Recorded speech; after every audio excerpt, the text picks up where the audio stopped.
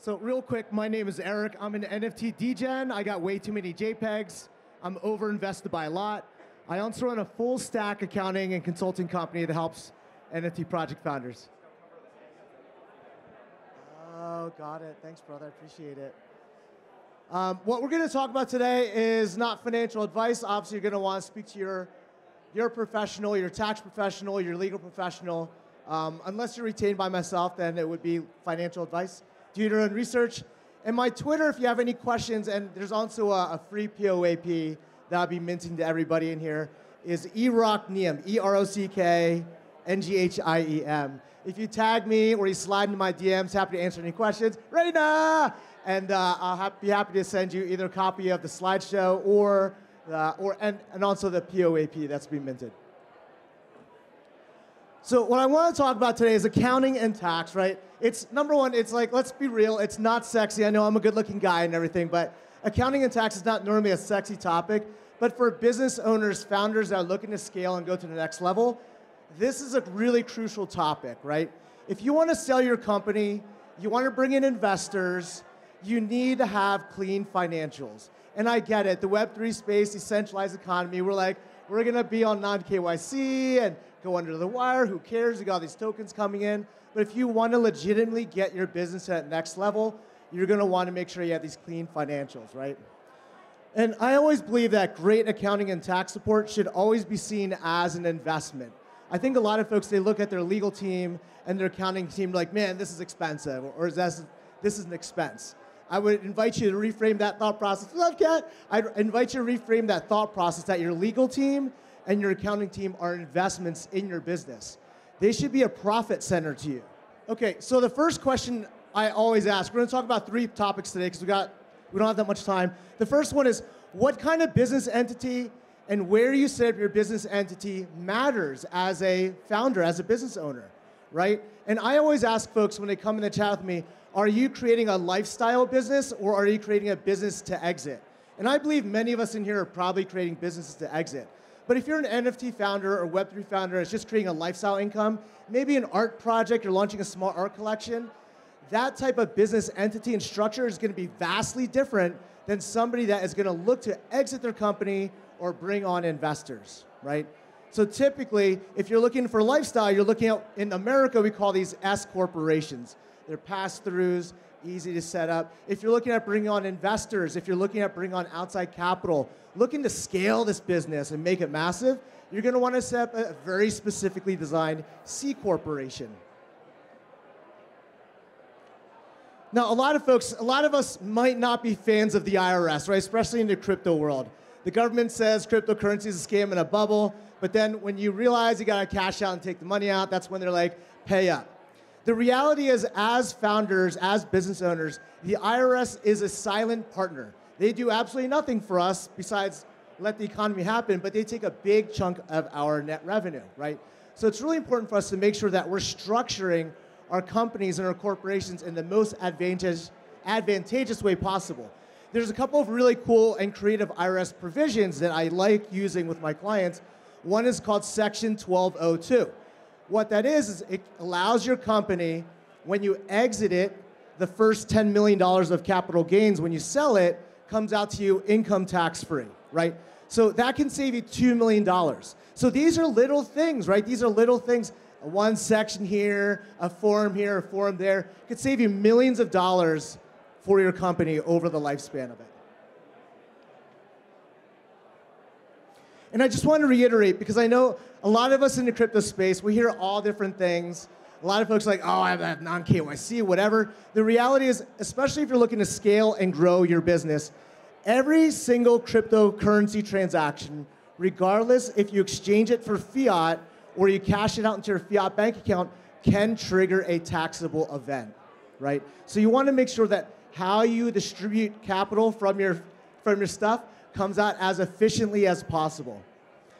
And the thing is, when it comes to traditional accounting, it's usually pretty easy. You stream in your bank accounts, it goes into QuickBooks, you reconcile, you pay your taxes. Crypto's a little bit different, especially if you're receiving things like Ethereum or Bitcoin, because that capital asset does move up and down. So on top of what you might have as what we call ordinary income or the net profits from your business, you may also have a capital gain or capital loss on those assets as they might sit on your balance sheet of your business or as you cash it in to operate your business. And just keeping track of the basis is a pain in the butt. So I'm going to share a couple tools that I love using for my clients that help keep things streamlined. Because a lot of founders right now, they're using a mishmash of Google Sheets, and it's a nightmare to update. And if that one team member leaves the company or the organization, for that knowledge base to stay with that Google Sheet doesn't always happen. So I'm going to show a couple tools I like using. So let's talk about wallet infrastructure. So this is something that I like to say is my technical side. I don't know anything about coding, right? I'm an accountant, I do finance stuff.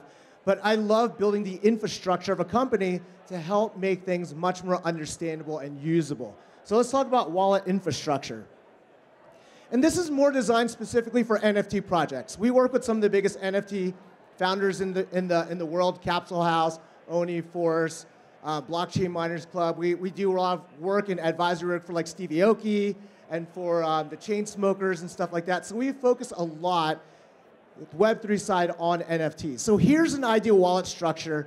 And again, if you go into my Twitter, slide in my DMs, Nghiem, I'll send you a copy of this entire presentation. So if you have an NFT project, you typically have two streams of income. You have your mint, and then you have your secondary sale royalties. All of that's going to typically flow into a deployer wallet, right? And usually it's probably a Gnosis multi-sig. That doesn't have to be, but usually it could be. And then what you're going to want to do, and this is where a lot of founders kind of mess up, is you're going to want to run it into an operations wallet.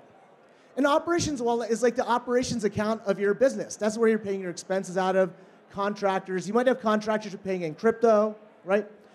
And then if you're an NFT project, a real popular thing right now is creating a DAO or a treasury. So you're going to want to split off some of the funds into a community treasury wallet. And then from there, you might have fiat expenses, payroll for your employees, software, hosting, all these things that you might not be able to pay in crypto. So you're going to want to have a corporate fiat off-ramp or an exchange. Things like Gemini, right? Gemini is a good one. FTX. They need to be linked to your corporate employer ID number, your federal tax employer ID number. The biggest mistake I see a lot of founders doing is they're using their personal Coinbase account. And if you've seen the news that's been rolling out over the last couple of days, cryptocurrency is going to be much more heavily scrutinized by the federal government. You do not want to commingle corporate funds with personal funds. So you want to have a specifically set up corporate crypto account or crypto exchange. And then from there, you just transfer your corporate fiat bank account. My homie Don, who's the attorney of my crew, we love using Mercury. They're venture-backed, right? That's a great fiat bank account. And then from there, you can pay your expenses through ADP, Gusto, all that stuff for payroll. And then if you're an NFT project, a lot of them are integrating merch, right? I see Mutant Ape Yacht Club. I'm a member too. Homie, yo, let's go. If you have merch, typically merch is sold in fiat through a Shopify store.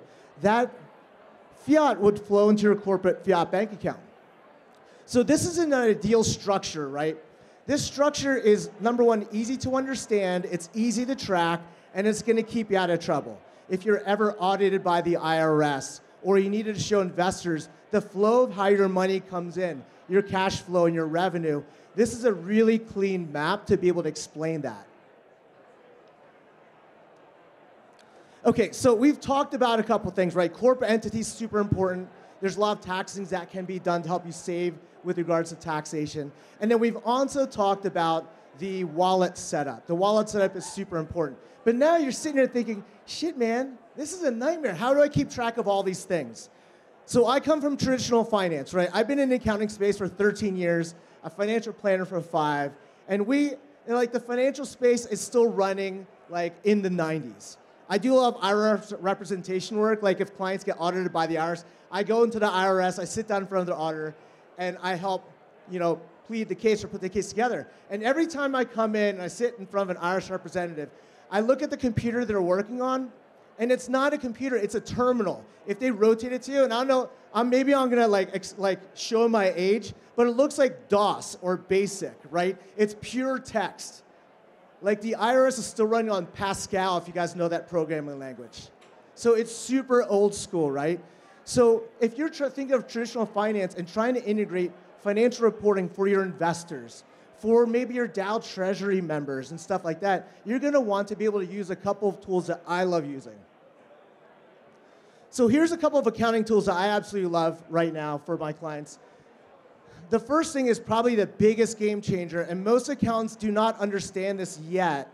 And this is still kind of a moving space. Things are still shifting, right? I love using Gilded.finance. My homie back there, Rain, is the co-founder of that company.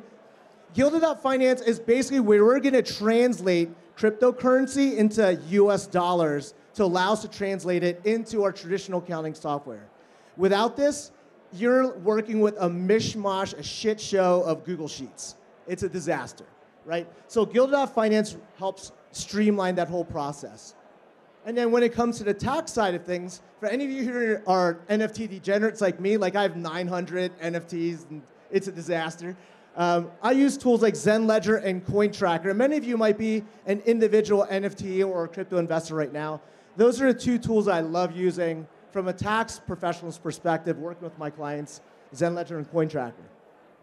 Now, once you're able to translate that data into something that traditional finance can read, then we move it into a traditional accounting software. I love using QuickBooks Online, and QuickBooks Online works fantastic for companies. What's up, brother? Okay, I get it. Zero's pretty good too. I get it. But we love using QuickBooks just because it's all over. It's synonymous. Everyone is able to utilize it and collaborate on it. NetSuite and then different tax suites. And then from there, once you're able to migrate that information to traditional accounting, then you can use traditional financial tools like fundraising, right? That's important for all of us. If you're minting an NFT project and you're bringing in $3 to $5 million on mint, that sounds really cool at first. But then you realize to actually execute on your roadmap to build a game, right? To build all these things, build these communities, it's going to cost significantly more than your initial launch. So you might want to go and get a fundraise. You might want to get loans. You might want to get payroll set up for your employees.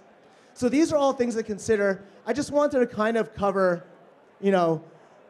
a roadmap of what we figured out. We work with some of the top NFT projects, some of the biggest celebrities in the world when it comes to their NFT projects.